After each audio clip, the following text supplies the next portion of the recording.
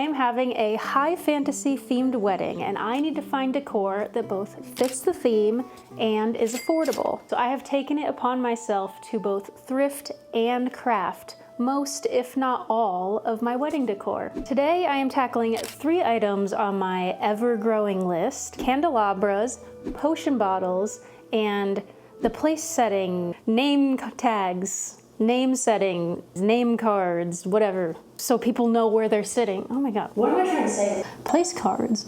I feel like the candelabras slash candlesticks and potion bottles are a must-have for any sort of high fantasy themed thing. So of course they're on my list. And then the place cards, I want those to be a high fantasy theme as well. I do have an idea for that. I fully expect there to be a part 2 to this video because I have a lot more decor that I need to make, particularly floral pieces, so stay tuned for that. And if this is your first time watching, I am Chloe of the Everhearth Inn, and without further ado, let's get into the video.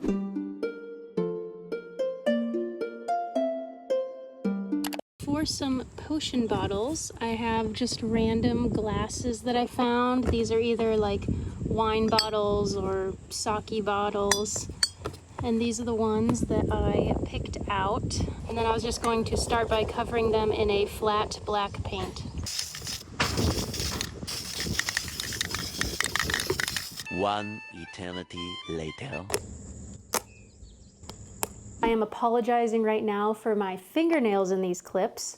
I was gardening and probably half of the nails that I had on fell off. So my thought for the theme of these potion bottles, because I wanted them all to tie together, would be bottles that were kind of left in the woods and stuff started growing on them. So like moss and fungus, not in a gross way, but a cute high fantasy, cottagecore, witchy way. For this craft, if you are looking to follow along, you will need some sort of mushroom, like a foam mushroom or a little plastic mushroom, preserved moss, and then twine, acrylic paint of whatever color you want your mushrooms to be, and hot glue. As you, the crafter, I'm sure know, hot glue is a blessing. Starting with the mushrooms, as you can see, they are pink. I did not want them to be pink. I wanted them to be a more natural color. So I got a very natural looking off-white slash beige,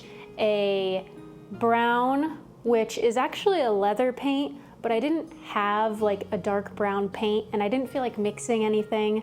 So this worked fine actually in the end. And then a maroon, which I didn't actually end up using. And then a very natural glow in the dark color.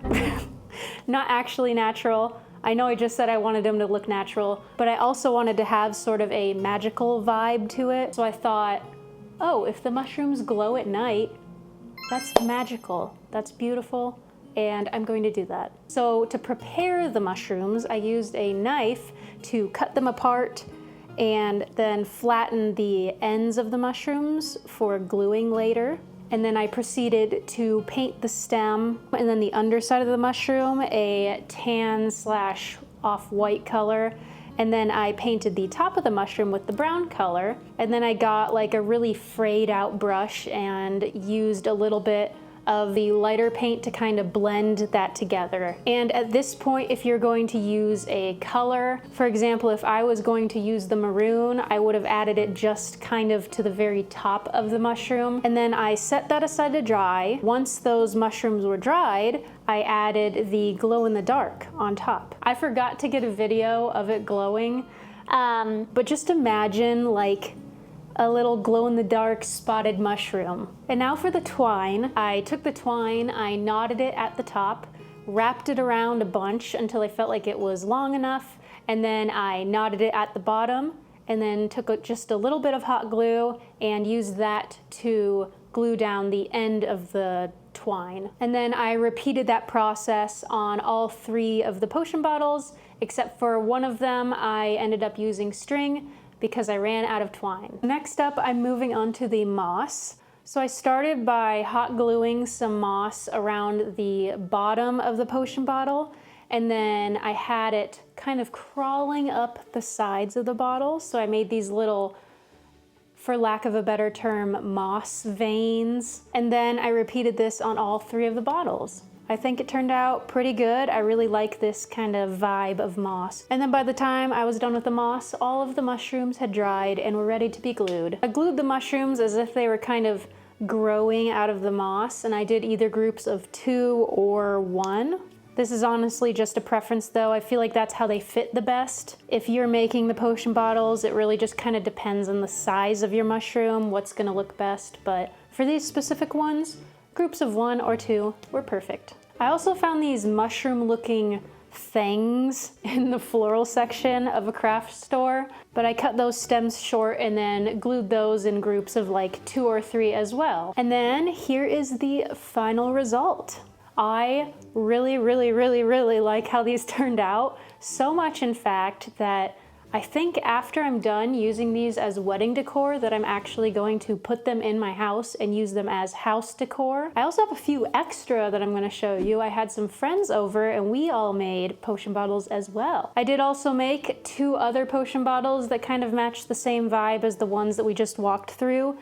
This one has more magical mushrooms attached to it that have a blue and a pink hue to them. It's the only one out of the 5 that I made that has that. I love them all. I might make a few more, so that might make it into a future video, but for now, let's move on to the next project.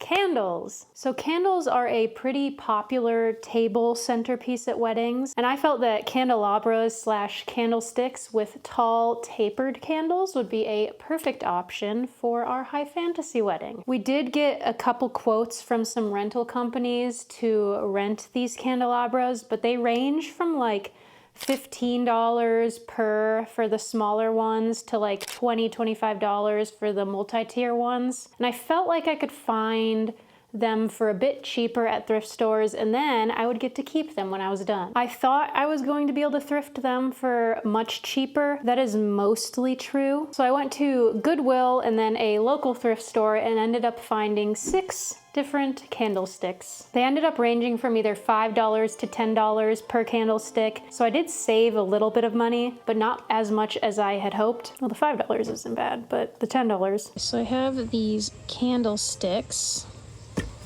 all of various colors that I found at the thrift store, including these ones that are brass. And I actually want them all to be brass, so I won't be spray painting these, but I will be spray painting these ones to be brass. I'm going to start with a coat of a white primer, and then I will follow it up by spraying this brass bright shiny finish. And I hope that it matches this one pretty well, but we'll see. And then we'll have a full matching set.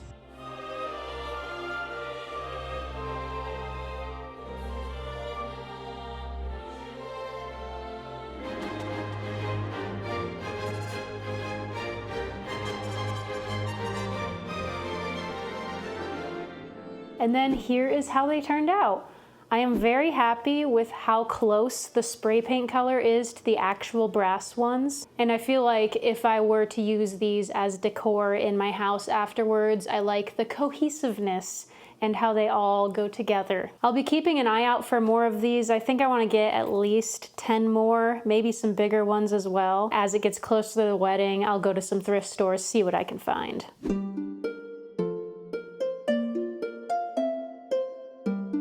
Place settings, or name tags, or name things for people to know where they're sitting. I could have made this easy on myself and just did little paper ones like people normally do, but I really wanted to make little doodads that people could take home with them if they wanted. Not crazy, I swear! I settled on these little tree slices or like little wooden coasters. And the plan is to add some like fake preserved moss, some fake leaves, and some little decorations to them. And then wood burn in everybody's name. So I started by hot gluing some fake / preserved moss to the sides of the wooden coaster, but I made sure to leave enough space to write out the names. I also got these little crystal beads and I added those in. I thought that added a very magical vibe. And then I had some little tiny ladybugs that I added to some other ones. And then I also had these random fake leaves that I had lying around that I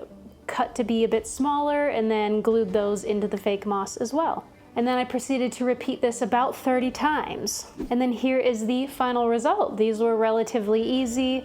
And then here is one with the wood burned name. I don't think I did the greatest on wood burning the names. I think I should have turned up the heat a little bit more because it was kind of jaggedy.